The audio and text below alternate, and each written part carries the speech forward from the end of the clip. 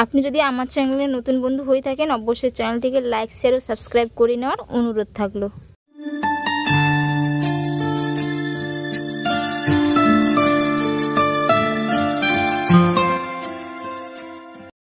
নমস্কার বন্ধুরা, সুজাতা ভিলেজ কুকিংয়ে আপনাদের অসংখ্য অসংখ্য ধন্যবাদ জানাই। আপনাদের বাড়িতে যখনই মাছ মাংস না থাকবে, মাছ মাংসের স্বাদ পেতে আপনারা কিন্তু ফুলকপির মধ্যে ডিম দিয়ে দারুণ মজার এইরকম একটি রেসিপি বানিয়ে নিতে পারবেন। দেখতেও যেমন সুন্দর, খেতেও কিন্তু দুর্দান্ত হয়।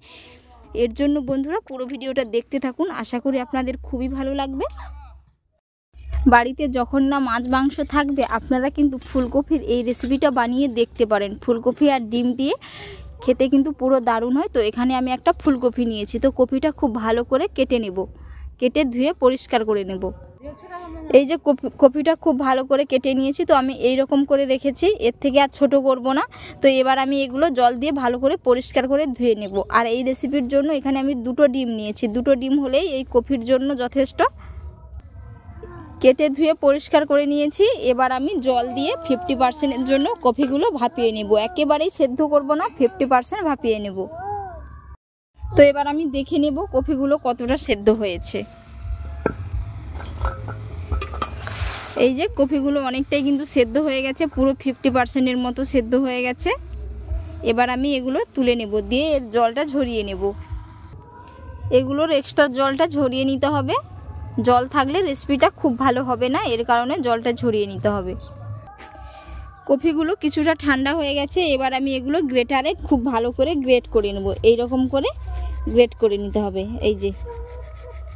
আর বন্ধুরা, কে কোথা থেকে রেসিপিটা দেখছেন অবশ্যই কমেন্ট করে জানাবেন। এবং আজকের রেসিপি যদি আপনাদের ভালো লেগে থাকে অবশ্যই একটি লাইক করে দেবেন। সাথে সাথে আমার চ্যানেলে নতুন বন্ধু হয়ে থাকলে অবশ্যই চ্যানেলটিকে লাইক শেয়ার ও সাবস্ক্রাইব করে নেওয়ার অনুরোধ থাকলো। এই যে এইরকম করে খুব সুন্দর করে গ্রেট করে নেব। আশা করি সবার বাড়িতে এই রকমই গ্রেটার থাকে। খুব সুন্দর করে গ্রেট করে নিয়েছি, দেখে নিশ্চয়ই বুঝতে পেরেছেন। তো এবার এর মধ্যে আমি 2টো ডিম মিশিয়ে নেব। ডিম ফেটিয়ে নিয়েছি, এবার এর মধ্যে দিয়ে দেব কাঁচা লঙ্কা কুচি। এবার দিয়ে দেব পেঁয়াজের কুচি, পরিমাণ মতো লবণ। এবার দিয়ে দেব হলুদের গুঁড়ো। তো এবার এর মধ্যে আমি কিছু মশলা অ্যাড করে নেব, গুঁড়ো মশলা, জিরের গুঁড়ো, ধনের গুঁড়ো। এবার এর বাইন্ডিংটা যাতে ভালো হয় এর কারণে আমি এই চামচের মাপ করে 5 চামচের মতো বেসন দিয়ে দেব। 1 চামচ দিয়ে দিলাম, আরও 4 চামচ এর মধ্যে অ্যাড করে নেব। তো এবার আমি সমস্ত উপকরণগুলো একসাথে ভালো করে মিশিয়ে নেব। খুব ভালো করে মিশিয়ে নিয়েছি, দেখে নিশ্চয়ই বুঝতে পেরেছেন কত সুন্দরভাবে বাইন্ডিং হয়েছে। তো এবার আমি এগুলো কড়াইতে তেল দিয়ে ভেজে নেব।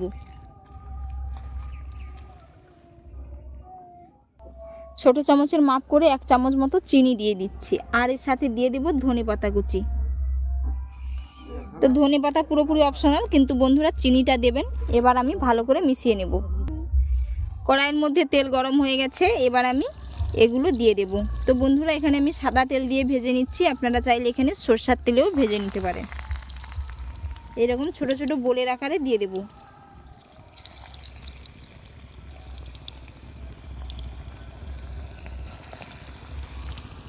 এবার আমি এক পিঠ করে উল্টে নেব। আর বন্ধুরা, চুলার ফ্লেমটাকে একেবারেই লো টু মিডিয়ামে রেখে ভেজে নিতে হবে।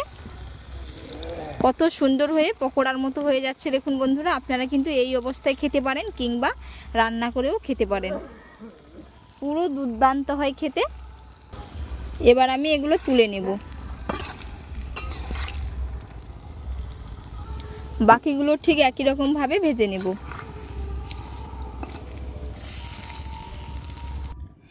এবার আমি রান্না করে নেব। রান্নার জন্য ফোড়নে দিয়ে দিচ্ছি 2টো এলাচ, 1টা শুকনো লঙ্কা, 1টা তেজপাতা আর কয়েকটা গোটা জিরে। তো ফোড়ন খুব ভালো হয়ে ফুটে গেছে। এবার এর মধ্যে দিয়ে দেব পেঁয়াজের কুচি, এর সাথে দিয়ে দেব টমেটো কুচি। খুব ভালো করে ভেজে নেব। এবার দিয়ে দেব আদা রসুনের পেস্ট। এবার দিয়ে দেব গুঁড়ো মশলা, হলুদের গুঁড়ো দিয়ে দিচ্ছি, জিরের গুঁড়ো, ধনের গুঁড়ো,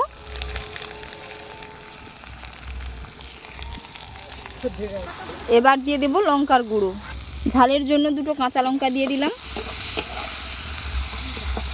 তো বন্ধুরা দেখতেই পাচ্ছেন মশলাটা খুব সুন্দরভাবে কষানো হয়ে গেছে, এর থেকে তেলও রিলিজ হয়ে গেছে। এবার আমি এর মধ্যে পরিমাণ মতো জল দিয়ে দেব ঝোলের জন্য। এর মধ্যে আর একটু অল্প করে জল দিয়ে দেবো। আর বন্ধুরা রান্নার কালারটা দেখুন কত সুন্দর এসেছে। এবার দিয়ে দেব পরিমাণ মতো লবণ। তো ঝোলটা ভালো করে ফুটিয়ে নেব।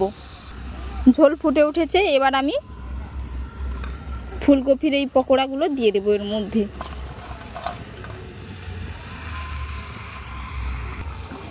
ঝোলটা অনেকটাই গ্রেভি গ্রেভি হয়ে গেছে, এই যে দেখে নিশ্চয়ই বুঝতে পেরেছেন। তো এবার এর মধ্যে আমি উপর থেকে কয়েকটি ধনেপাতা কুচি দিয়ে দেব, সাথে আমি দিয়ে দেব গরম মশলার গুঁড়ো, দিয়ে নামিয়ে নেব।